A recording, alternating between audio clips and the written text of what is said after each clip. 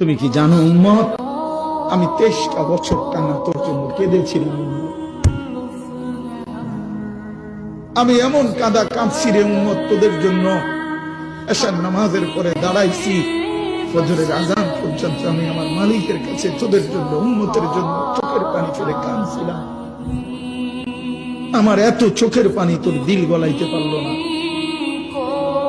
আমি তায়েফের পাথরের আঘাতে আমার পিঠটা চালনির মতো ছিদ্র ছিদ্র হয়ে গেছে রক্তে। আমি বুকে পেটে 2টা পাথর বাঁধছি ক্ষুধার কষ্টে।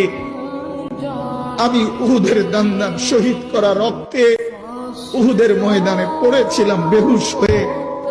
আমার ঘরের চুলায় 3 মাস রান্নার জন্য কোনোদিন চুলায় আগুন জ্বলে নাই।